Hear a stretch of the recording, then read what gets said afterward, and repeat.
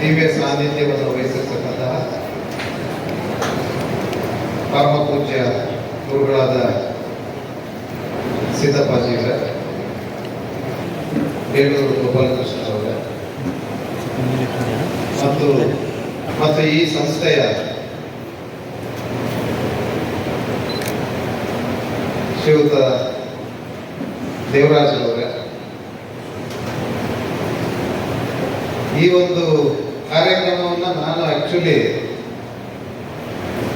ನಮ್ಮ ಸುಂದರೇಶ್ ಅವರು ಕೇಳಿದಾಗ ಬಹಳ ದೂರ ಆಗ್ತದೆ, ಸುಮಾರು 7 ಗಂಟೆಗಳ ಕಾಲ ಪ್ರಯಾಣ ಮಾಡಬೇಕು ಮತ್ತು ನನಗೆ ನಿನ್ನೆ 3 ಕಾರ್ಯಕ್ರಮಗಳಿತ್ತು. ಆ ಕಾರ್ಯಕ್ರಮಗಳ ಒತ್ತಡದಿಂದ ಇದ್ದೇನೆ, ಬರಲಿಕ್ಕಾಗಲ್ಲ ಅಂತ ಹೇಳಿದ್ದೆ. ಅವ್ರಿಗೆ ನಾನು ಬೆಂಗಳೂರಿನಲ್ಲಿ ಕಾರ್ಯಕ್ರಮವನ್ನು ಆಯೋಜಿಸಿ ಹೇಳಿದ್ದೆ. ಆದರೆ ಇಲ್ಲಿಯ ವಿದ್ಯಾರ್ಥಿ ಸಮೂಹವನ್ನು ನೋಡಿದ ಮೇಲೆ ನನಗನ್ನಿಸ್ತು, ಈ ಕಾರ್ಯಕ್ರಮವನ್ನು ನಾನೇನಾದ್ರು ಮಿಸ್ ಮಾಡ್ಕೊಂಡಿದ್ರೆ ನಾನೇ ಒಂದು ರೀತಿಯ ನತದೃಷ್ಟ ಆಗ್ತಿದ್ದೇನೋ ಅನ್ನೋ ಒಂದು ಭಾವನೆ ನನಗೆ ಈ ವಿದ್ಯಾರ್ಥಿಗಳಿಂದ ಸ್ವಲ್ಪ ಜರ್ನಿ ತೊಂದರೆ ಆದರೂ ಪರವಾಗಿಲ್ಲ ಅಂತ ಹೇಳಿ ಈ ಕಾರ್ಯಕ್ರಮದಲ್ಲಿ ಭಾಗಿಯಾಗಿದ್ದೇನೆ. ಮೊದಲಿಗೆ ಈ ಕಾರ್ಯಕ್ರಮವನ್ನು ಆಯೋಜಿಸಿ ನನಗೆ ಒಂದು ಅವಕಾಶವನ್ನು ಮಾಡಿಕೊಟ್ಟಿದ್ದಕ್ಕೆ ಮೊದಲಿಗೆ ನಾನು ಅವರಿಗೆ ಆಯೋಜಕರಿಗೆ ಕೃತಜ್ಞತೆಯನ್ನು ಹೇಳಲಿಕ್ಕೆ ಇಚ್ಛೆಪಡ್ತೇನೆ.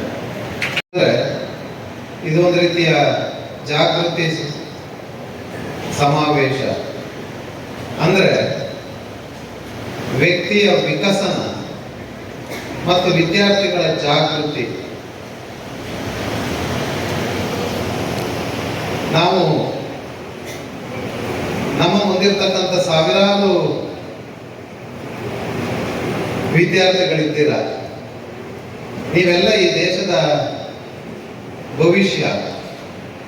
ಆದ್ದರಿಂದ ನಿಮ್ಮನ್ನ ಜಾಗೃತಗೊಳಿಸಿ ಸರಿಯಾದ ಮಾರ್ಗದಲ್ಲಿ ನಿಮ್ಮನ್ನ ಕರೆದುಕೊಂಡು ಹೋಗ್ತಕ್ಕಂತಹ ಜವಾಬ್ದಾರಿ ನಮ್ಮಗಳ ಮೇಲಿದೆ. ಆದ್ದರಿಂದ ನಾವೆಲ್ಲ ಇವತ್ತು ವೇದಿಕೆ ಮೇಲೆ ಆಸೀನರಾಗಿದ್ದೇವೆ.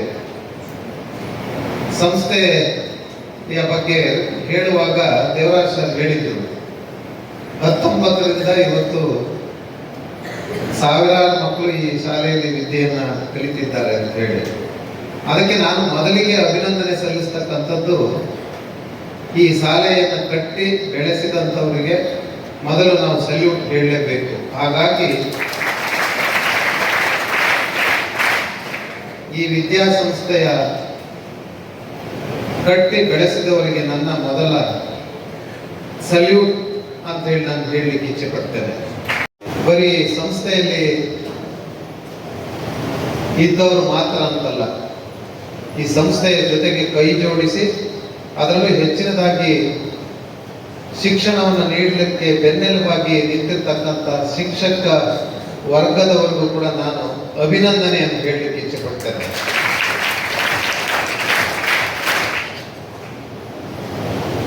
ಈ ಒಂದು ಸುಸಂದರ್ಭದಲ್ಲಿ ದೇಶದ ಮಕ್ಕಳುಗಳಿಗೆ ಸರಿಯಾದ ಶಿಕ್ಷಣ ಸಿಗದೇ ಇರ್ತಕ್ಕಂಥ ಒಂದು ಗಮನವನ್ನು ಕೂಡ ಇಟ್ಕೊಂಡು ಇಂಥ ಒಂದು ಸಂಸ್ಥೆಗಳು ಆ ಕೆಲಸವನ್ನು ಮಾಡ್ತಾ ಇರೋದು ಬಹಳ ಒಂದು ಅಭಿನಂದನಾರ್ಹ.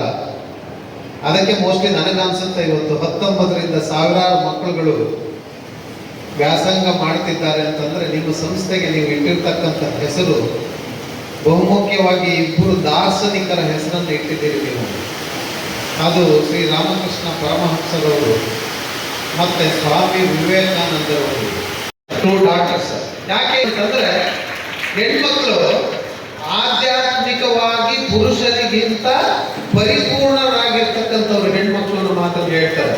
ಅವ್ರು ಯಾಕೆ ಈ ಮಾತನ್ನು ಹೇಳ್ತಾರೆ? ಅವ್ರ ಕಾದಂಬರಿ ನೀವು ನೋಡಿರ್ಬೋದು, ಮಲೆಗಳಲ್ಲಿ ಮದುಮಗಳು ಇರ್ಬೋದು, ಅಥವಾ ಕಾನೂರು ಹೆಗ್ಗಡತಿಯ ನೀವು ಕಾದಂಬರಿಯನ್ನು ನೋಡಿ. ಕೇಂದ್ರ ಶಕ್ತಿ ಆ ಕಾದಂಬರಿಗೆ ಮಹಿಳೆ. ಆದ್ರಿಂದ ಈ ದೇಶದಲ್ಲಿ ಇವತ್ತು ಕಾನೂನು ಎಲ್ಲವೂ ಕೂಡ ನಾವೇನೇ ನ್ಯಾಯಾಂಗ ಇದ್ರೂ ಕೂಡ ಅರ್ಧದಷ್ಟು ಕಾನೂನನ್ನ ಈ ದೇಶದಲ್ಲಿ ರಕ್ಷಣೆ ಮಾಡಿದ್ರೆ ಅಂದ್ರೆ ಹೆಣ್ಮಕ್ಳುಗಳು ಮಾಡಿದರೆ ಅನ್ನೋದು ನಾನು ಈ ಸಂದರ್ಭದಲ್ಲಿ ಹೇಳಲಿಕ್ಕೆ ಇಚ್ಛೆ ಪಡ್ತೇನೆ. ದೇಶ ಆದರೂ ಇವತ್ತೇನಾದ್ರು ಚೆನ್ನಾಗಿದೆ ಅಂತಂದ್ರೆ ತಾಯಿಯಂದಿರು ಮಕ್ಕಳು ಅವರು ಕಲಿಸ್ತಕ್ಕಂಥ ಸಂಸ್ಕೃತಿ ಏನಿದೆಯೋ ಅದು ಬಹಳ ಮುಖ್ಯ. ಅದಕ್ಕಾಗಿ ನಾನು ಈ ದೇಶದ ಸಂಸ್ಕೃತಿಯನ್ನು ಈ ಸಂದರ್ಭದಲ್ಲಿ ನೆನೆಯುತ್ತಾ ತಾಯಂದಿರುಗಳನ್ನು ಈ ಸಂದರ್ಭದಲ್ಲಿ ನೆನೆಸ್ಕೊಂಡಿದ್ದೇನೆ. ಹಾಗಾಗಿ ಮಕ್ಕಳೇ, ನೀವು ತಿಳ್ಕೊಳ್ಬೇಕಾದ್ರೆ ಬಹುಮುಖ್ಯವಾಗಿ ಈ ದೇಶದ ಇತಿಹಾಸ ಮತ್ತೆ ಸಂಸ್ಕೃತಿ, ಇವೆರಡು ನಿಮ್ಮ ಬೆಳವಣಿಗೆಯಲ್ಲಿ ಬಹಳ ಒಂದು, ನೀವು ಏನಾದರೂ ಸಾಧನೆಯನ್ನು ಮಾಡ್ತೀರಿ ಅಂತಂದ್ರೆ ದೇಶದ ಇತಿಹಾಸ ಮತ್ತು ಸಂಸ್ಕೃತಿಯನ್ನು ತಿಳ್ಕೊಂಡಾಗ ಮಾತ್ರ ಸಾಧನೆಯನ್ನು ಮಾಡ್ಲಿಕ್ಕೆ ಸಾಧ್ಯ ಆಗ್ತದೆ. ಡೈವರ್ಟ್ ಆಗ್ತಿದ್ದಾರೆ ಯಾಕೆಂತಂದ್ರೆ ಇದೆಲ್ಲ ಒಂದು ರೀತಿ ಈ ನಮ್ಮನ್ನು ಆಳವರ ಮತ್ತೆ ಈ ಸರ್ಕಾರ ಖಾಸಗಿ ಶಾಲೆಗಳು ನಡೆಸ್ತಾರಲ್ಲ, ಅವರು ಇಬ್ಬರದು ಪಾತ್ರ ಇದು ಆ ಸ್ಥಿತಿಗೆ ತಂದಿಟ್ಟಿದ್ದಾರೆ. ಸ್ಕೂಲು ಕಾಲೇಜುಗಳಲ್ಲಿ ಈಗೆಲ್ಲ ಬರೀ 12, ನಮ್ಮೂರ್ದೇ ಕೇಳಿದೆ ಮೊನ್ನೆ 12 ಮಕ್ಕಳಿದ್ದಾರೆ ಸೆಕೆಂಡ್ PUC. ಹಿಂದೆ ಒಂದ್ಸರಿ ಮೋಸ್ಟ್ಲಿ ಇವ್ರ ಸರ್ಕಾರನೇ ಇರಬೇಕು, ಬಿಜೆಪಿ ಸರ್ಕಾರ, ಬಿಜೆಪಿನ ಕಾಂಗ್ರೆಸ್ ನನಗೆ ಗೊತ್ತಿಲ್ಲ. ಹಿಂದೆ ಒಂದು ಏನು ಮಾಡಿದ್ರು, ನನಗೆ ಯಾವ ಪಾರ್ಟಿ ಇಲ್ಲ, ನನಗೆ ಯಾವ ಪಾರ್ಟಿ ಇಲ್ಲ, ಕಾಂಗ್ರೆಸ್ ಆದ್ರೂ ಒಂದೇ, ಬಿಜೆಪಿ ಆದ್ರೂ ಒಂದೇ, JDS ಆದ್ರೂ ಒಂದೇ, ಎಲ್ಲಾದ್ರೂ ಒಂದೇ. ನಮ್ಮೂರಿಂದ ಒಂದು ಶಾಲೆ 4.25 ಕೋಟಿ ರೂಪಾಯಿ ಖರ್ಚು ಮಾಡಿ ಡಿಗ್ರಿ ಕಾಲೇಜ್ ಇತ್ತು. ಈಗ ನಿಮ್ಮೂರು ನನಗೆ ಮಲೆನಾಡು, ನನ್ನೂರು, ಆನೆಗಳ ಕಾಟ ಬೇರೆ, 100 ಮಕ್ಕಳು ನಾವು ಎಲ್ಲಿಂದ ತರೋಣ ಶಾಲೆಗೆ. ಅವ್ರು ಏನು ಮಾಡಿಬಿಟ್ರು, ನಮ್ಮೂರಿಗೆ ಸ್ಕೂಲ್ನ ಕಲ್ತ್ಬಿಟ್ಟು ಬೆಂಗಳೂರಿನ ಹೆಬ್ಬಾಳಕ್ಕೆ ಶಿಫ್ಟ್ ಮಾಡಿಬಿಟ್ರು. ಅವತ್ತಿನ ನಾನು ಯಾವತ್ತೂ ರಾಜಕಾರಣಿಗಳಿಗೆ ಮಾತನಾಡೋದೇ ಅಲ್ಲ, ಆದರೆ ಅವತ್ತಿನ ಶಿಕ್ಷಣ ಸಚಿವರು ಮೋಸ್ಟ್ಲಿ ಅಶ್ವಥ್ ನಾರಾಯಣ ಅವರು ಯಾರು ಆಗಿದ್ರು. ನಮ್ಮ ಊರಿನವರೆಲ್ಲ ಓಡ್ ಬಂದ್ಬಿಟ್ರು. ನಾನು ಅವ್ರಿಗೆ ಮಾತನಾಡಿದೆ, ಅವ್ರೇನು ನನಗೆ ಅಂತ ಒಂದು ರೆಸ್ಪಾನ್ಸ್ ಬರಲಿಲ್ಲ. ಇವರು ನಿರ್ಮಲಾನಂದನಾಥ ಸ್ವಾಮೀಜಿಯವರು ಮಾತನಾಡಿದರು, ಆ ಶಾಲೆಗೆ ನಾವು ಉಳಿಸ್ಬೇಕು ಅಂತ ಹೇಳಿ. ಅವ್ರಿಗೂ ಅವರೇನು ಕೊಡಲಿಲ್ಲ. ನಾನೇ ಆಮೇಲೆ ಊರಿನಲ್ಲಿ ಹುಡುಗರಿದ್ರಲ್ಲ, ಹುಡುಗರು ಕಾಯಿಸ್ಬಿಟ್ಟು ಒಂದು ರಿಟ್ ಹಾಕ್ಸ್ಬಿಟ್ಟು ನಾನೇ ಲಾಯರ್ ಫೀಸ್ ಕೊಟ್ಟು ಕೇಸ್ ಹಾಕ್ಸ್ಬಿಟ್ಟು ಸ್ಟೇ ಮಾಡಿಸ್ದೆ. ಆ ಕಾಲೇಜ್ ಉಳಿಸ್ದೆ. ಆ ವರ್ಷದ ಫೀಸ್ 2 ಲಕ್ಷ ರೂಪಾಯಿ ಫೀಸ್ ನಾನೇ ಕಟ್ಟಿದ್ದೆ ಮಕ್ಕಳಿಗೆ, 45 ಮಕ್ಕಳಿಗೆ. ಇಂಥ ಪರಿಸ್ಥಿತಿ ಇದೆ ನಮ್ಮ ಶಾಲೆಯಲ್ಲಿ. 100 ಮಕ್ಕಳು ಬೇಕು ಅಂತ ಮಲೆನಾಡಿನಲ್ಲಿ ಅವ್ರಿಗೊಂದು ಪ್ರಶ್ನೆ ಕೇಳಿದೆ, ನಿಮ್ಮ wife I think sees Mudigere ಅಂತ ಅಶ್ವಥ್ ನಾರಾಯಣ ಅವರ ವೈಫ್, ಸರ್ಕಲ್ ಇನ್ಸ್ಪೆಕ್ಟರ್ ಮಗಳು. ನೀವು ನಿಮ್ಮ ವೈಫ್ ಅಲ್ಲಿವರೇನೆ, ನೀವು ಆ ಮೂಡಿಗೆರೆಯಲ್ಲಿ 100 ಮಕ್ಕಳನ್ನು ಎಲ್ಲಿ ಕರ್ಕೊಂಡು ಬರ್ತೀರಿ ಹೇಳಿ ಅಂತ ಕೇಳಿದೆ. ಇಲ್ಲ ಇಲ್ಲ, ನಾವು ಸ್ಕಿಲ್ ಓರಿಯೆಂಟೆಡ್ ಕೆಲಸ ಮಾಡ್ತೀವಿ, ಅದು ಮಾಡ್ತೀವಿ, ಇದು ಮಾಡ್ತೀವಿ ಅಂತಂದು. ಇವತ್ತು ಕಾಲೇಜ್ ನಡೀತಾ ಇದೆ.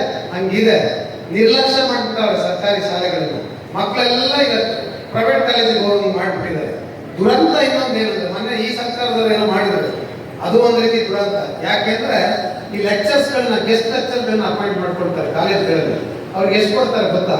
ಈಗ ಹೇಳಿ ನಾನು 46 ಬರೀ 6 ಜನ ಅವರೇ ಅಂತ. ಈ 40 ಜನನು ಗೆಸ್ಟ್ ಲೆಕ್ಚರ್ಗಳು, ಅವ್ರಿಗೆ 12,000 ರೂಪಾಯಿ ಕೊಡ್ತಾರೆ. ನಾವು SSLC ಪಾಸ್ ಆದ ಪ್ಯೂನಿಗೆ ಸರ್ಕಾರದಲ್ಲಿ ಕೆಲಸ ಕೊಟ್ಟರೆ ಮಿನಿಮಮ್ 25,000 ರೂಪಾಯಿ ಸಂಬಳ ಕೊಡ್ತೀವಿ. ಇವ್ರಿಗೆ ಡಬಲ್ ಗ್ರಾಜುಯೇಟ್ ಮಾಡ್ಕೊಂಡು ಬಂದು ನೀವು ಒಂದು ಸ್ಕೂಲಲ್ಲಿ ಬಂದು ಪಾಠ ಮಾಡಿ ವಾರ 10 ಗಂಟೆ ಕೆಲಸ ಮಾಡಿ 12,000 ರೂಪಾಯಿ ಕೊಡ್ತೀವಿ ಅಂತ. ಇವ್ರಿಗೆ ಯೋಗ್ಯತೆ ಮೇಲೆ ಯಾಕೆ ಸರ್ಕಾರದವ್ರು ಶಿಕ್ಷಣ ಕೊಡ್ತಾರೆ? ಅದನ್ನ ಯೋಚನೆ ಮಾಡ್ಬೇಕಲ್ವಾ? ಅದು ಮೊನ್ನೆ ಪೀನಟ್ 2,000 ರೂಪಾಯಿಗೆ ಜಾಸ್ತಿ ಮಾಡೋರು, 12ರಿಂದ 2,000 ರೂಪಾಯಿ ನಾವು ಜಾಸ್ತಿ ಮಾಡಿದ್ದೀವಿ ಅಂತ ಹೇಳಿ ದೊಡ್ಡದಾಗಿ ಹೇಳ್ಕೊಳ್ತಾರೆ. ಇದು ನಮ್ಮ ವ್ಯವಸ್ಥೆ. ಅದಕ್ಕೆ ನಾನು ಸ್ವಲ್ಪ ಮನಸ್ಸಿಗೆ ನೊಂದು ಮಾತನಾಡಿದ್ದೀವಿ ಈ ವೇದಿಕೆಯಲ್ಲಿ. ಇಂಥ ಪರಿಸ್ಥಿತಿಯಲ್ಲಿ ನಾವು ಶಿಕ್ಷಣ ಕೊಡ್ತಾ ಇದ್ದೇವೆ. ನಮ್ಮ ಇಂಥ ಶಿಕ್ಷಣ ಸಂಸ್ಥೆಗಳು ಇದ್ದು ಇವತ್ತೇನೋ ನಿಮ್ಮನ್ನೇನೋ ಒಳ್ಳೆ ಶಿಕ್ಷಣ ಕೊಡ್ತಾ ಇದ್ದಾರೆ ಅಂತಂದ್ರೆ ಅವ್ರಿಗೆ ನಾವು ಹ್ಯಾಂಡ್ಸ್ ಆಫ್ ಟು ದೇವ್. ಆ ಥರ ಶಿಕ್ಷಣ ಸಂಸ್ಥೆಗಳು ಸಿಗ್ತಾ ಇದೆ. ಇದೆಲ್ಲ ಆಗೋದಕ್ಕೆ ಕಾರಣ. ನಾನು ಅದಕ್ಕೆ ಹೇಳಿದೆ, ನಮ್ಮನ್ನು ಆಳವಾಗಿ ಏನಾಗ್ಬಿಟ್ಟಿದೆ ಅಂದ್ರೆ ಬೈ ಬುಕ್ ಆರ್ ಪ್ರೂಫ್. ಏನಾಗಲಿ ಯಾವ ಆದರ್ಶಗಳಿಲ್ಲ. ಏನ್ ಮಾಡ್ತಾರೆ? ಪವರ್ ಮಾಂಗರ್ಸ್, ಅಧಿಕಾರ ಹೊಂದಿರ್ಬೇಕಷ್ಟೇ. ಜನರ ಕಲ್ಯಾಣ, ಗಾಂಧಿ ಕಂಡಂತ ಕನಸು ಹೋಯ್ತು. ಶಿಕ್ಷಣನೇ ಕೊಡಕ್ಕಾಗ್ತಿಲ್ಲ ಮೇಲೆ, ನಿಮಗೆ ರಸ್ತೆ ನೀರು ಕೊಡಕ್ಕಾಗ್ತಿಲ್ಲ ಮೇಲೆ ನೀವೆಂತ ಸರ್ಕಾರ ನಡೆಸೋದು? After 75 years independence. ಯಾಕೆ ನನಗೆ ನಾನು ರಿಟೈರ್ ಆದ್ಮೇಲೆ ನಾನೇನು ಯಾವ ಪೋಸ್ಟಿಗೂ ಹೋಗಲ್ಲ. ನಂಗೆ ಯಾರು ಹೇಳಿದ್ರು ರಿಟೈರ್ ಆದ್ಮೇಲೆ ನಿಮ್ಗೆ ಇಂಥ ಪೋಸ್ಟ್ ಕೊಡ್ತೀವಿ ಸರ್ ಅಂತ. ನೀವೇ ಇಟ್ಕೊಬಿಡಿ ಸರ್, ನಮ್ಗೆ ಅದು ಬೇಡ, ನಾನು ಯಾವ ಪೋಸ್ಟ್ಗೂ ಬರಲ್ಲ ಅಂತ ಹೇಳ್ಬಿಟ್ಟಿದ್ದೀನಿ ಅವರಿಗೆ. ಇಂಥ ಪರಿಸ್ಥಿತಿ ನಾವು,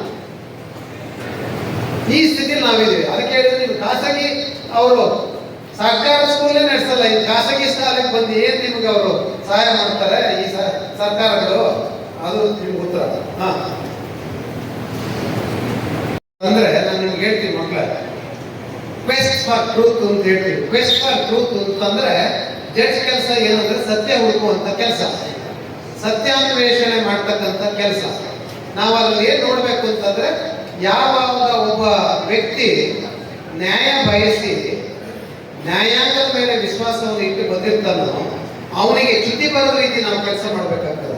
ಆವಾಗ ನಾವು ಪರ್ಸನಲ್ ಏನೇ ಇದ್ರು ಕೂಡ ನಾವು ಈಗೆಲ್ಲ ನಾನು ನಿಮ್ಗೆ ಹೇಳಿದೆ ಬಹಳಷ್ಟು ಒಂದು ರೀತಿ ದೇಶದಲ್ಲಿ ಸ್ಥಿತ್ಯಂತರ ಆಗಿದೆ ಅಂತ ಹೇಳಿ ಅದನ್ನೆಲ್ಲ ಗಮನದಲ್ಲಿ ಇಟ್ಕೊಂಡು ಮಾಡೋಕ್ಕಾಗಲ್ಲ. ತೀರ್ಪು ಕೊಡುವಾಗ ನಾವು ಬರೀ ಅಲ್ಲಿ ಸತ್ಯಾನ್ವೇಷಣೆಯನ್ನು ಮಾಡುವಾಗ ಆ ಕೇಸಿನಲ್ಲಿ ಸತ್ಯ ಏನಿದೆಯೋ ಅದನ್ನು ಹುಡುಕುವಂತ ಕೆಲಸವನ್ನ ಜಡ್ಜ್ ಮಾಡಬೇಕಾಗುತ್ತೆ. ಹಾಗಾಗಿ ಪರ್ಸನಲ್ ಏನೇ ಇದ್ರೂ ಕೂಡ ಅದರಲ್ಲಿ ತರಬಾರದು. ಆ ಕೇಸಿಗೆ ಏನಿದೆಯೋ ಅದನ್ನು ಮಾತ್ರ ಗಮನಿಸಿ ತೀರ್ಪನ್ನು ಕೊಡಬೇಕಾಗ್ತದೆ. ಅವಮಾನಗಳು ನಮ್ಗೆ ಆಗ್ತದೆ ಜೀವನದಲ್ಲಿ. ಅದನ್ನು ನೀವೇನ್ ಮಾಡ್ಬೇಕು ಅಂತಂದ್ರೆ ಛಲ ಅಂತ ಸ್ವೀಕರಿಸಬೇಕು.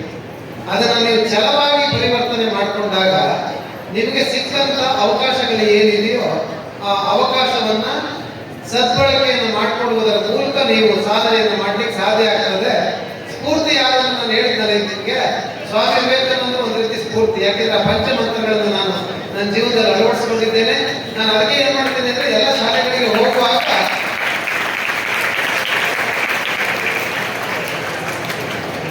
ಎಲ್ಲಿ ಸ್ಕೂಲ್ಗಳಲ್ಲಿ ಸ್ವಾಮಿ ವಿವೇಕಾನಂದರ ಬಗ್ಗೆ ಗೊತ್ತಿರೋದಿಲ್ವೋ ಬುಕ್ಸ್ಗಳನ್ನು ಕೂಡ ಕೊಡ್ತೀನಿ. ಶಾಲೆಗಳಿಗೆ ಬುಕ್ಸು, ಲೈಬ್ರರಿಗಳಿಗೆ ಬುಕ್ಸ್ ಕೊಡ್ತೀನಿ. ಅದು ಸಾಮಾನ್ಯವಾಗಿ ಸ್ವಾಮಿ ವಿವೇಕಾನಂದರ ಏನು ವಿವೇಕವಾಣಿ ಇದೆಯೋ ಆ ವಿವೇಕವಾಣಿಯನ್ನ ಕೊಟ್ಟು ಮಕ್ಕಳನ್ನು ಹುರಿದುಂಬಿಸುವಂತ ಕೆಲಸ ಮಾಡ್ತೀನಿ. ಎಲ್ಲ ಇವರೇ ಸ್ಫೂರ್ತಿ. ನಾವು ಬೆಳೆದು ಬಂದಂತ ಪರಿಸರ, ಅದರಲ್ಲೂ ಹೆಚ್ಚಿನದಾಗಿ ಗ್ರಾಮೀಣ ಸೊಗಡು ಇದೆಯಲ್ಲ, ನನ್ನನ್ನು ಗಟ್ಟಿಗೊಳಿಸಿರ್ತಕ್ಕಂಥ ಈ ಗ್ರಾಮೀಣ ಸೊಗಡು, ಆದ್ರಿಂದ ಇವತ್ತು ಗಟ್ಟಿಗೊಂಡಿದ್ದೇನೆ. ಆದ್ರಿಂದ ಈ ಪರಿಸರನೇ ಒಂದು ರೀತಿ ಸ್ಫೂರ್ತಿ. ನಮ್ಮ ದಾರ್ಶನಿಕರೇ ನಮ್ಮಗಳಿಗೆ ಸ್ಫೂರ್ತಿ. ಆದ್ರಿಂದ ಆ ದಾರ್ಶನಿಕರನ್ನ ನೀವು ನಿಮ್ಮ ಜೀವನದಲ್ಲಿ ಗಮನದಲ್ಲಿ ಇಟ್ಕೊಂಡು ಸಾಧನೆಯನ್ನು ಮಾಡಿ ಅಂತ ಹೇಳಲಿಕ್ಕೆ ಇಚ್ಛೆಪಡ್ತೇನೆ. ಸರ್ಕಾರದ ಡೈರೆಕ್ಟ್ ಅಪಾಯಿಂಟ್ಮೆಂಟ್ಗಿಂತ ಜಡ್ಜಸ್ಸೇ ಕುರಿತು ಸೆಲೆಕ್ಟ್ ಮಾಡೋದ್ರಿಂದ ಆ ಜಡ್ಜ್ಗಳ ಬಗ್ಗೆ, ಆಗು ಹೋಗುಗಳ ಬಗ್ಗೆ ನ್ಯಾಯಾಂಗದ ಹೆಡ್ ಏನಿರ್ತಾರೋ ಅವ್ರಿಗೆ ಗೊತ್ತಿರ್ತದೆ. ಅದಕ್ಕೆ ಆದ ಒಂದು ಮಾಹಿತಿ ಸಿಗುತ್ತೆ. IB ನಲ್ಲಿ ರಿಪೋರ್ಟ್ ಹೋಗ್ತದೆ ಸುಪ್ರೀಂ ಕೋರ್ಟ್ಗೆ. ಅದರಿಂದ ಅವರಿಗೆ ಆ ಜಡ್ಜ್ ಏನು ಗೊತ್ತಿರ್ತದೆ. ಹಾಗಾಗಿ ಆ ಕಾಲೇಜಿಯಂ ಸಿಸ್ಟಮ್ ಈಗಿರೋದ್ರಲ್ಲಿ ಬೆಟರ್ ಅನ್ನೋ ಮೂಲಕ ಹೇಳ್ತಾ, ನಾನು ಈಗೇನು ನೀವು ಹೇಳಿದ್ರಿ ಅಲ್ಲಲ್ಲಿ ಸ್ವಲ್ಪ ಇದೆ ಅಂತೇಳಿ ನ್ಯಾಯಾಂಗದ ಮೇಲೆ ಕಳ್ಕೊಳ್ತಾ ಇದ್ದಾರೆ ಅಂತ ಕೆಲವೊಂದು ಅಪರೇಷನ್ಸ್ ಇದೆ. ಆದ್ರೆ ಎಲ್ಲರನ್ನೂ ಒಂದೇ ತಕ್ಕಡಿಯಲ್ಲಿ ತೂಕ ಮಾಡ್ಲಿಕ್ಕೆ ಆಗಲ್ಲ. ಎಕ್ಸಿಕ್ಯೂಟಿವ್ ನಲ್ಲೂ ಒಳ್ಳೆಯವರಿದ್ದಾರೆ, ಆನೆಸ್ಟ್ ಆಫೀಸರ್ಸ್ ಇದ್ದಾರೆ IAS and IPS ನಲ್ಲಿ. ಶಾಸಕರುಗಳು ಕೂಡ ಲೆಜಿಸ್ಲೇಚರ್ ನಲ್ಲಿ ಸಾಮಾನ್ಯವಾಗಿ ಸಂಖ್ಯೆ ಕಡಿಮೆ ಆಗಿರ್ಬೋದು, ಬಹಳಷ್ಟು ಸಮಾಜದ ಒಳಿತಿಗಾಗಿ ಕೆಲಸ ಮಾಡ್ತಕ್ಕಂಥ ಶಾಸಕರುಗಳು ಕೂಡ ಇದ್ದಾರೆ. ಹಾಗಾಗಿ ನ್ಯಾಯಾಂಗದಲ್ಲಿ ಕೆಲಸ ಮಾಡ್ತಕ್ಕಂಥ ನ್ಯಾಯಾಧೀಶರ ಸಂಖ್ಯೆನೂ ಜಾಸ್ತಿ ಇದೆ. ಜನರ ಒಳಿತಿಗಾಗಿ ಕೆಲಸ ಮಾಡ್ತಕ್ಕಂಥವ್ರು ಅಲ್ಲಲ್ಲಿ ಆಪರೇಷನ್ಸ್ ಇದೆ, ಇಲ್ಲ ಅಂತ ಹೇಳೋದಿಲ್ಲ. ಈಗ ನೀವು ಅದನ್ನೆಲ್ಲ ನೋಡ್ತಾ ಇದ್ದೀರಿ. ಸ್ವಲ್ಪ ಸುಪ್ರೀಂ ಕೋರ್ಟ್ನವರು ಆ ಕಡೆ ಸ್ವಲ್ಪ ಗಮನವನ್ನು ಹರಿಸಿದ್ದಾರೆ. ಅದನ್ನು ನೋಡಿ ನಿರ್ಧಾರವನ್ನ ತೆಗೆದುಕೊಳ್ತಾ ಇದ್ದಾರೆ. ಹಾಗೂ ಶಾಲೆಯ ಪ್ರಾಂಶುಪಾಲರಾದ ಶ್ರೀಮತಿ ಸರಿತಾ ದೇವರಾಜ್ ಹಾಗೂ ಇತರ ಗಣ್ಯರ ಉಪಸ್ಥಿತಿಯಲ್ಲಿ ನಿಮ್ಮನ್ನು ಗೌರವಿಸಿ ಶ್ರೀರಾಮಕೃಷ್ಣ ವಸತಿ ವಿದ್ಯಾಲಯದ ವತಿಯಿಂದ ಅಭಿಮಾನ ಪೂರ್ವಕವಾಗಿ ನೀಡುತ್ತಿರುವ ಸನ್ಮಾನ ಪತ್ರಗಳು. ಶ್ರೀಮತಿ ಸುಜಾತ ಅವರಿಗೂ ಹಾಗೂ ಸನ್ಮಾನ ಸ್ವೀಕರಿಸಿದ ಋಷಭ್ ಸಾಧ್ಯವೇ ಇಲ್ಲ ಎಂದುಕೊಂಡರೆ ಏನನ್ನು ಸಾಧಿಸಲಾಗದು ಎನ್ನುವುದರಿಂದ ಶ್ರೀ HP ಸಂದೇಶ್ ಗೌರವಾನ್ವಿತ ನ್ಯಾಯಾಧೀಶರು, ಉಚ್ಚ ನ್ಯಾಯಾಲಯ ಬೆಂಗಳೂರು ಇವರು ಮಾತನಾಡಬೇಕಾಗಿ ವಿನಂತಿಸಿಕೊಳ್ಳುತ್ತೇನೆ. GS ಶಿವರುದ್ರಪ್ಪನವರು ಹೇಳ್ತಾರೆ, ಕುವೆಂಪುರವರು ಹುಟ್ಟದ ಸಾಹಿತ್ಯ ಪ್ರಕಾರಗಳಿಲ್ಲ ಅಂತ ರಾಮನಾಯಕ ರೆಡ್ಡಂಪುರವರು ಅಂತ ಹೇಳಿ. ಅಂದ್ರೆ ಅವ್ರ ವೈಚಾರಿಕತೆ ಏನಿತ್ತು ಅಂತಂದ್ರೆ ಅವರು ಒಂದು ಮಾತನ್ನು ಹೇಳ್ತಾರೆ, ಈ ನಾಡಿನಲ್ಲಿ ಹುಟ್ಟಿ ಬೆಳೆದಂತ ಒಂದು ಕವಿ, ಇವರು ಎಲ್ಲರ ಆದರ್ಶವನ್ನು ಇಟ್ಟರೆ ನೀವು ವಿದ್ಯೆಯನ್ನು ಪಡೆದುಕೊಳ್ತಾ ಇದ್ದೀರಿ, ಶಿಕ್ಷಣವನ್ನು ಪಡೆದುಕೊಳ್ತಾ ಇದ್ದೀರಿ. ಕುವೆಂಪು ಹೇಳ್ತಾರೆ, ಏನ್ ಹೇಳ್ತಾರೆ ಅಂದ್ರೆ, ಮನುಷ್ಯನ ಆದ್ಯ ಕರ್ತವ್ಯ ಮಾನವೀಯತೆಯನ್ನು ರಕ್ಷಿಸುವುದು. ಅಂದ್ರೆ ಆದ್ರೆ ನಿಮ್ಮ ಪ್ರೈವೇಟ್ ಶಾಲೆ ಕೇಳಿದ್ರೆ ಅನುದಾನಿತ ಶಿಕ್ಷಣ ನಿಮಗೆ ಶಾಲೆ ಸಿಕ್ಕಿದ್ರೆ ಅದರಲ್ಲಿ ನಿಮಗೆ ನಾವು ಇವತ್ತು ಸರ್ಕಾರ ಬಿಸಿ ಊಟದಿಂದ ಹಿಡಿದು ಅದರ ಎಲ್ಲ ಸೌಲಭ್ಯಗಳನ್ನು ಸಾಫ್ ಮಾಡಲಿಕ್ಕೆ ಅವಕಾಶಗಳಿದೆ. ಅನುದಾನಿತ ಇಲ್ಲ ಅಂತ ಹೇಳಿದ್ರೆ ನಮ್ಮ ದೇವರಾಜ್ ಅವರೇ ಹಾಕೊಳ್ಬೇಕಾಗತ್ತೆ. ಅದಕ್ಕೆ ಹೊರೆ ನೀವು ಪೋಷಕರೇ ಇರ್ತಾರೆ. ಹಾಗಾಗಿ ಮಕ್ಕಳೇ, ನಾನು ಜಾಸ್ತಿ ಮಾತಾಡ್ತೇನೆ. ನಿಮ್ಮ ತಂದೆ ತಾಯಿಗಳ ಕನಸು ಏನಿತ್ತು ಅಂತ ಹೇಳಿದ್ರೆ, ನನ್ನ ಮಗ ಒಳ್ಳೆಯ ವಿದ್ಯಾರ್ಥಿ ಆಗ್ಬೇಕು, ಮುಂದಿನ ಅವನ ಗುರಿ ಏನಾಗಿರ್ಬೇಕು ಅಂತ ಹೇಳಿದ್ರೆ, ನಾನೊಬ್ಬ ಡಾಕ್ಟರ್ ಆಗಬೇಕು, ಇಂಜಿನಿಯರ್ ಆಗಬೇಕು, IAS ಆಗಬೇಕು, ನನಗೆ MLA ಆಗಬೇಕು, ಜಡ್ಜ್ ಆಗಬೇಕಂತ ಕನಸು ಕಾಣುವಂತದ್ದಾಗಬೇಕು. ತಂದೆ ತಾಯಿ ಇದ್ದೇ ಅವರ ಕನಸನ್ನ ಈಡೇರಿಸುವಂತ ಮಕ್ಕಳು ಆಗ್ಬೇಕನ್ನೋದೇ ಅವರ ಆಶಯ ಆಗ್ಬೇಕನ್ನೋದು ನಮ್ಮ ಉದ್ದೇಶ. ಯಾಕಂದ್ರೆ ತಂದೆ ತಾಯಿಗಳು ಪಾಪ ಎಲ್ಲಿಂದ ದುಡ್ಡು ತರ್ತವ್ರು ಏನ್ ತರ್ತವ್ರು ಏನೋ ಮಾಡಿ ನಮ್ಮ ಮಕ್ಕಳನ್ನ ಓದಿಸ್ತಾರೆ. ಆ ಹಠವನ್ನ ಹಿಡಿದು ಓದಿಸೋದ್ರಲ್ಲಿ ನಿಮ್ಮ ಪಾತ್ರ ಬಹಳ ಪ್ರಮುಖವಾದದ್ದು. ಕನ್ನಡಕ್ಕೆ 125ಕ್ಕೆ 125, ಹಿಂದಿ, ಮ್ಯಾಥ್ಸ್, ಇಂಗ್ಲಿಷ್ಗೆ 100ಕ್ಕೆ 100 ಅಂಕಗಳನ್ನು ಪಡೆದು ಅಸಲೆಲ್ಲ